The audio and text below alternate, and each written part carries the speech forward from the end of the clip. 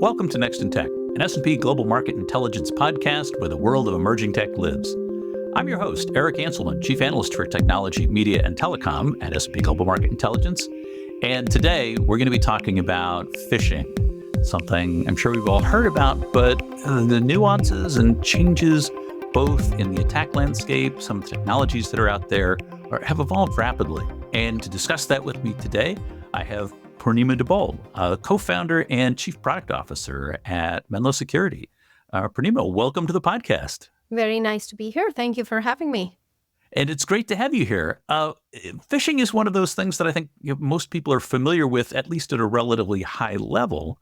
But it's something that I think really more in the last year or two has really taken the spotlight in terms of one of the more challenging attacks, both to defend, one of the more higher impact attacks in terms of the consequences of successful compromise.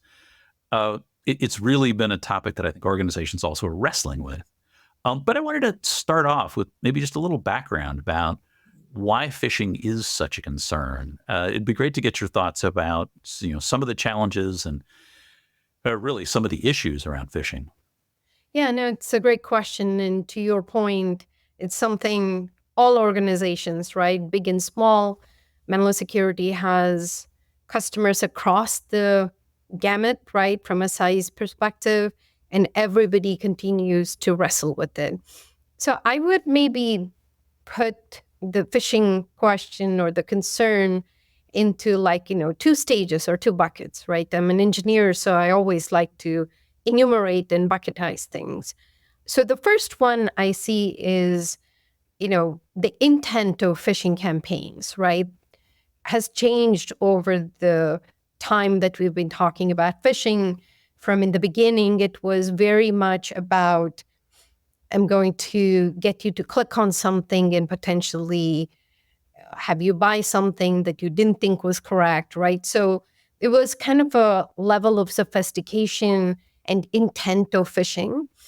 And then the second part of it that is correlated and comes along with it is what were the outcomes of it, right? And as we have seen over the last few years, as the outcome of it ends up becoming more financially motivated or nation state motivated, you end up getting more and more sophistication in the phishing techniques themselves, right? So from a phishing concern, I would kind of reiterate those two things, right? Like the sophistication has improved as the outcomes of it have gotten to be higher and higher stakes, be it from a financial perspective or steal of IP or any of those kinds of things. That is the big evolution that we have seen in the marketscape for phishing. Yeah, and the challenge, of course, is that it's targeting what is one of the most complicated assets to secure for any organization, which are the people. Indeed. And one of those difficulties that, we see it year after year in our data in terms of concerns about getting security education further out into the organization, raising it to higher levels.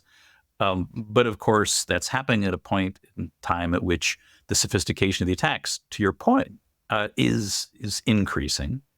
And the difficulty winds up being that we wind up having, as with many cases in security, this hegemony back and forth between attackers and targets. And of course, it's all too easy to keep one step ahead of the end user's perception of where this is at a point at which the attack sophistication can grow.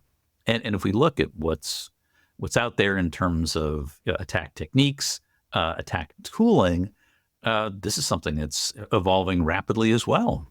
Yeah, definitely. And I think you're right that it's always difficult to educate and keep your security awareness training up to date with all of the various techniques that are evolving. But I have started after seeing many of these techniques in the recent past, and I'm sure you and your listeners are aware of how AI came into the picture of phishing and took away a lot of the things that you would use for security awareness, right? Absolutely. Well, and AI was clearly going to rear its head, relatively early on in this conversation. uh, but yeah, that is again one of the points is that we're with phishing, we're tasking end users to be able to discern, what's real and what's not. And with the classic sort of poorly phrased email with spelling errors and all the rest of that is, so unfortunately seemingly becoming a thing of the past. It's also something though that the tooling itself is getting better as those goals are evolving. You'd mentioned that transition. We've gone from what was originally some level of click through, that was relatively, I think, from a current scale, relatively benign, even, to now an environment in which, whether or not it happens to be dropping malware, or grabbing credentials. I mean, you've now got a class of info stealing malware capabilities that are out there that can harvest credentials. We've seen a dramatic increase in credential attacks, and of course, phishing is one of the most direct, and I think attackers are finding most effective way to do credential harvesting. Yeah, absolutely. And I think we have seen very, very creative, right? That's why we're in security, right? I am constantly amazed by the level of creativity that some attackers and attacker communities are able to pull together. It's like, Exactly. Yeah, I think over the last 90 days that, you know, we publish regular reports, and one of the things that we have done in the last 90 days is, expose three novel campaigns, right? And the statistics that we gather out of those have been phenomenal. It impacted something like 40,000 users across those three campaigns, just in the Menlo customer base, right? So, in the scope of, if you compare us to the likes of Microsoft, our customer base is much smaller. And within that, we had that very large impact within our customer base. What was also interesting was these campaigns in the past, to your previous reference around sophistication, used kind of specifically set up domains. And I would say it was maybe in the tens to hundreds, and we're now seeing something in the order of 3 to 5,000 unique domains, right? It's not even, I reuse this across different campaigns. They're unique domains that have been used across those campaigns. 1 out of 4 phishing links that have been clicked by a user completely bypasses what we've historically relied on, URL filtering, right? So those are staggering numbers, right? If 25% of the time your URL filtering, which ends up being your go to technology, is not really able to identify it, then that's a big gap that you have to fill with a different technology or elsewhere. And then to your previous, again, point about credential phishing or malicious downloads, what was interesting was 60% of the time when an enterprise said, hey, my user clicked on a malicious link, 60% of the time it was phishing. All of those numbers are getting more and more significant across, just even month over month, forget even year over year, that it definitely means that phishing continues to be one of the most difficult things to defend on, like we started at the top of the podcast. But what's interesting to me is the techniques are getting innovative and sophisticated more and more. And I think Menlo uses a term we call HEAT, which is highly evasive adaptive threats. And phishing campaigns are using many different evasive techniques to get to the end user. It's just, in one sense, it's fascinating to see that creativity, like we talked about.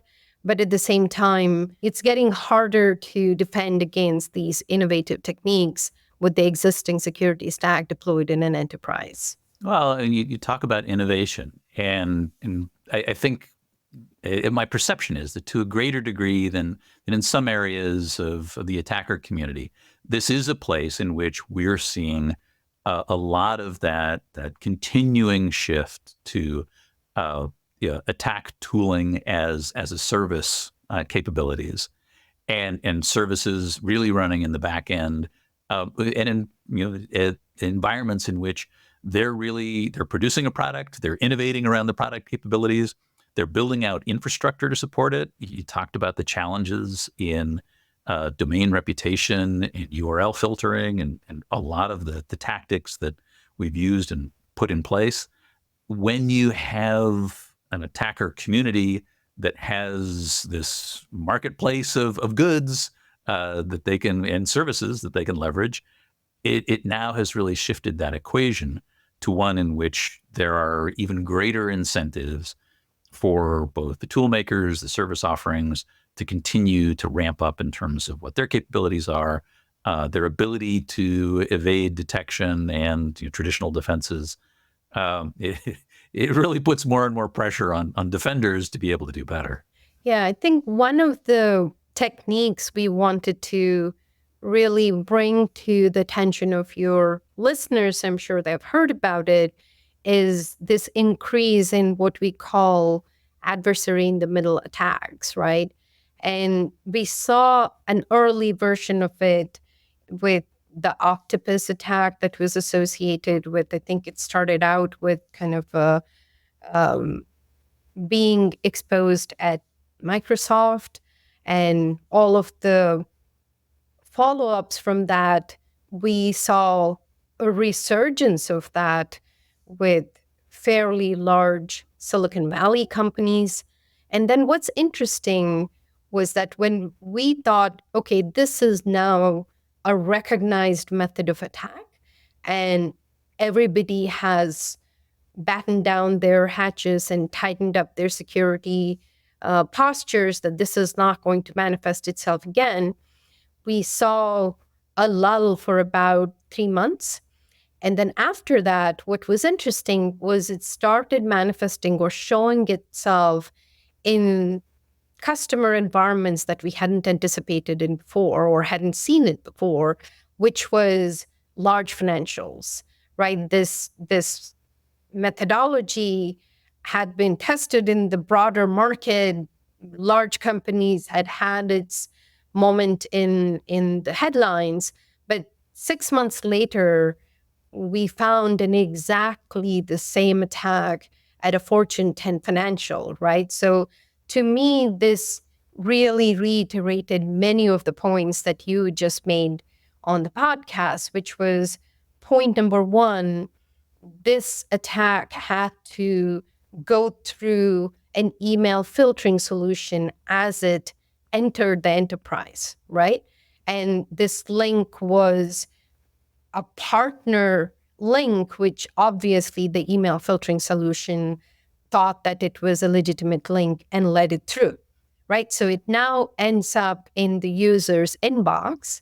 And when the user clicks on it, the egress side of it, as it's going to that target website, is going through URL filtering and other filters.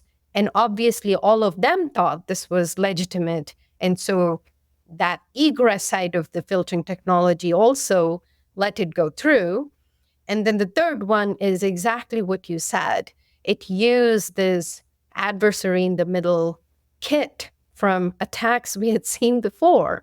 And it was able to then plug in such a way your MFA was completely bypassed, or it was resistant to the MFA by using an evil proxy. It's called the evil proxy kit in the middle, which is a reverse proxy that captures the credentials but actually connects you to the legitimate target website. So when you think of that anatomy of that attack, it is exactly what we had been seeing before.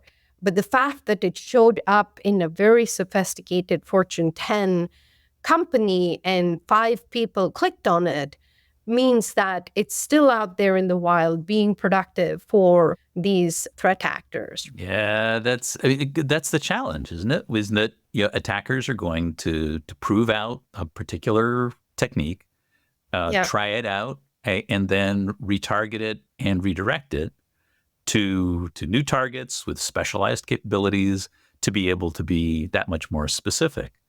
And especially when you look at some of the depth to which they were building infrastructure to support this. It's not just a, hey, go to this URL, we're going to drop something on the link for you. They actually had a proxy to be able to go manage the authentication process. A lot of different pieces to this that are all being brought together to build sophisticated infrastructure to support this, which places a lot of challenges on the defenses. It actually, thinking about that, it'd be great to talk about some of the defenses. When you think about phishing defenses, I think most of us have got some rough ideas about the various capabilities that are out there. But they have a series of pluses and minuses. It'd be great to dig into that, and I think maybe start with what you'd identified as that first link in the chain, which is typically, hopefully for most, if not all of us, we've got email filtering. We've got the ability to be able to do that examination of inbound emails. It's that target from that initial phishing contact. Great way to be able to identify what hopefully are the majority of those attacks, and really a necessary first step in terms of defensive capabilities. Yeah. And I think email filtering has been around for a long time, right? So it definitely is your first layer of defense. But where email filtering is great at culling out a lot of what was historically referred to as spam and still continues to exist, right? Like, be it your Nigerian prince, or here you can buy something. I'm still waiting for my check from the prince. I don't know what happened. Exactly. Or here you can buy some diet pills or whatever those things Yeah. are. Those still exist, much to my surprise. I'm not sure who's clicking on them. And these email filtering products do a phenomenal job of removing all of that crud from even entering the enterprise, right? So they definitely have merit in what they do with that bunch of campaigns. On the other hand, when you are using a benign website or a known website or a categorized website, right? It's this particular campaign I referenced, they were actually using a link from a partner that this bank works with, right? So it wasn't like it was an unknown website. In that case, it's abuse of trust, right? We refer to that as an evasive technique, where it is legacy URL reputation evasion. We call it lore. It's actually specifically knows that that's what you're relying on, and abuses that trust to use a benign website. And refer back to my statistic, those are one-use domains. So it's not even like, hey, I identified that this particular partner site is getting abused. Let me put that on a block list for a certain period of time. You cannot, because it starts to morph that into simple modifications that will go through again and again and again. So with email filtering, that abuse of trust is maybe one of the best ways to get around it. Well, and that next stage, then that outbound filtering of user clicks on the link, and then we're evaluating where that link's actually trying to go. If the attackers have leveraged or compromised a good site, traditionally it was, there was the typo squatting in domain names. I'm clicking on microsift.com or something like that, and they've moved beyond that in terms of what were a lot of the algorithmically generated domain names, and a lot of things that were moving rapidly enough that we could identify a lot of them through domain, how long the domain existed. But when you take that extra step of being able to compromise a known good domain, now the filtering gets harder, and it now drops us into that next stage of really having to manage the authentication part. And originally, getting to multi-factor authentication, as phishing resistant authentication mechanisms. MFA should be able to do that for us. But now we've got an attacker community that's actually starting to subvert some of that MFA capabilities as well. Exactly. So this MFA bypass or MFA impersonation attacks is not so much about I'm going to be able to evade a legitimate MFA, right? It's about saying, how do I get you to click on a lookalike domain, to your previous point, where I insert that evil proxy? And once you do that, I don't have to worry about authentication anymore because I can still send you to your authentication process. I'm capturing the credentials in the middle. So I don't even have to worry about the bypass. I have a way of capturing it even as you are interfacing with the legitimate application itself. I think last year into beginning of this year, that was one of the most effective attack methodologies we saw.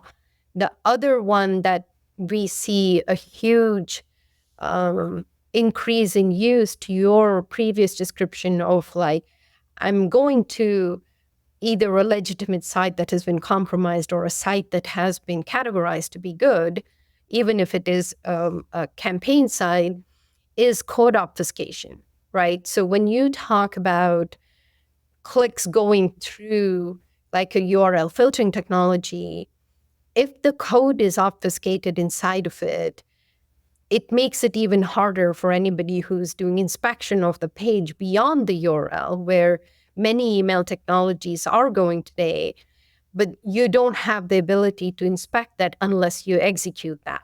So the combination of those three things, right? The abuse of trust, the code obfuscation, and the MFA bypass or the MFA impersonation attacks is just such a trifecta of just specifically and systematically circumventing everything you have put in place as an enterprise to protect your users from these type of targeted phishing attacks. Yeah, which then brings us right back to that execution space, which is closest to the user, which is the browser.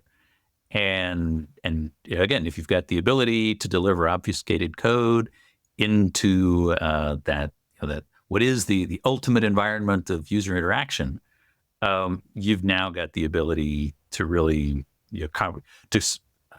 subvert much more of what that user is able to see, and even further degrade the ability for the user to discern what's out there and potentially capture significantly greater amounts of information. Because we've seen over the course of the last couple of years the rise of enterprise browsers, especially packaged browser capabilities. It is an interesting approach to managing that capability, in that you've now got a new, more hardened version of that browser. There is that question of it is in fact possible to harden browsers, harden existing browsers, and the question of whether or not you want one more application to manage in terms of that. But the next stage of being able to actually abstract away some of that risk on the end user perspective is browser isolation. One of the things that Menlo has spent a significant amount of time working in, that actually brings that execution space out of the immediate vicinity of the end user, takes it out of what is the traditional browser environment, and now gives you an extra layer of isolation in terms of separating the user from the consequences of what may be taking place. Yeah. So you brought up two very good points, right? One is when you talk about the enterprise browsers, or even browser isolation. Obviously, another application to manage, another application to patch and maintain, worry about 0 days, um, is definitely not an ideal scenario. But the point I also want to make here is with browser isolation or enterprise browsers, they in themselves are not going to prevent a credential phishing attack, right? They definitely bring to bear the benefits that you talked about in terms of abstraction of execution. So if the phishing attack is targeting a malicious file or an HTML smuggling download, absolutely have good technical ability to get in the way of those. But if we go back to credential phishing, there needs to be additional instrumentation knowledge and technology that needs to be layered into those kind of abstracted browsers. You start with the benefit of seeing what the user sees, right? So contrary to either URL filtering or email filtering, which are all trying to operate on network-based inspection without the benefit of what the user is seeing, you start the browser isolation with the benefit of seeing what the user is seeing. So you see the logo, you see a credential page, and all of the URL and information that's in that page. But now your isolation needs to be instrumented to recognize all of that and do something with it, right? That's where um, it is very important to add that intelligence on top of your isolation to be able to say, now I see this page has a Microsoft logo. I see this page has an input field, and couple that with actually things that the user does not see, right? So when you are doing browser isolation, you're seeing the entire innards of that page, be it JavaScript or where this content is actually getting posted to, which the user doesn't see. So it's not just the isolation on itself doesn't give you the protection from a credential phishing that you need, but you have a great starting point, and instrumenting and building on top of that with marrying the information with what the user can see and the browser can see, you can start to get to greater and greater levels of efficacy to stop these credential phishing campaign in real time rather than do it retroactively and need to remediate it. So it's definitely a phenomenal starting point that you can go from and deliver security outcomes that are really much appreciated by large enterprises who are getting targeted. Well, and that I think is the really important insight, which is that you can take this up to a level in terms of being able to really get behind the kinds of things that the attacker, the tricks the attacker is trying to perform. It's all of the deception. It's the how do I make it look like a good site? How is the site actually rendered? Because the end user only has the ability to see what's actually rendered, to them directly. But if you can basically pull back the curtain on the magician a little bit, you get to see, how the page was put together, what kind of deceptive tactics are being deployed, where is information looking to be siphoned off. Those pieces that allow you to actually get a little bit more of a view in terms of where that's headed. Exactly. And in many of my CISO conversations of recently, I do bring up to the CISOs of like who always start the conversation with like, oh, my users are my weakest link and I don't know how to make this any better. And I like to bring it up to them as like, the combination of like we talked about AI taking away a lot of your, things that you're taught your users to identify, to all of these sophisticated techniques, which some of your most sophisticated products in your stack cannot identify. Maybe we need to be looking at how do you improve and supplement your phishing defenses rather than really hold the user to account. I mean, you always need to increase security awareness, but I do believe there needs to be some evolution in kind of the security thinking that matches the sophistication that we've seen with the threat actors, right? If they are getting more sophisticated and circumventing your tools, you can't keep using those same techniques and expect a better outcome.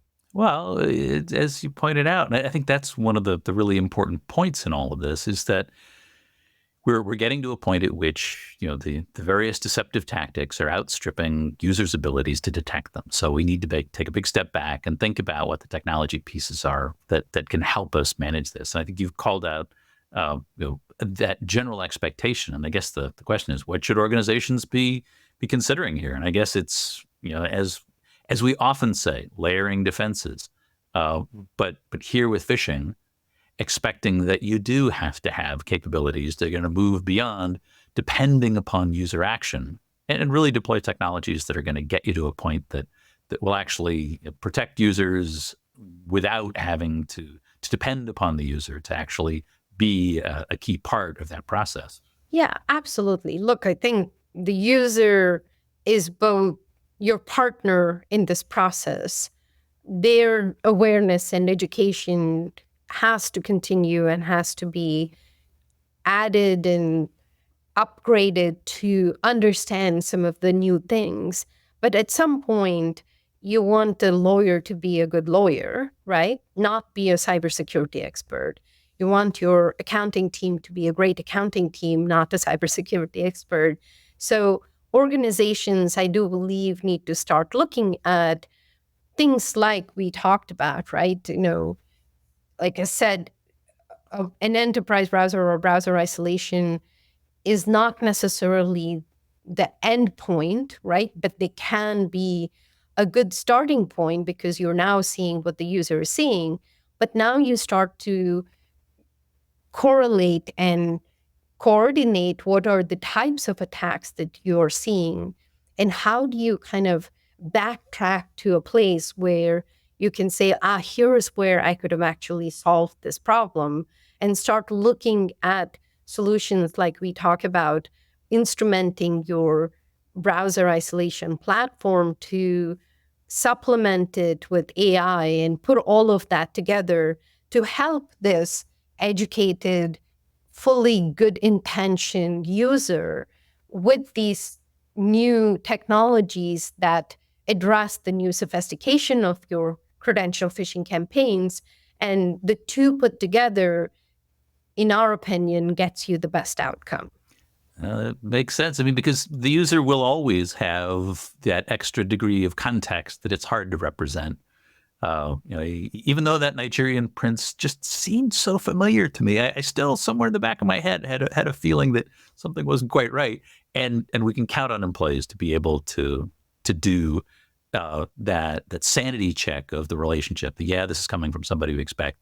A lot of the known good information is in there, but some other aspect of the context is off. They would never ask for this. This is something that happened months ago. All those kinds of things that the human sides are really good at.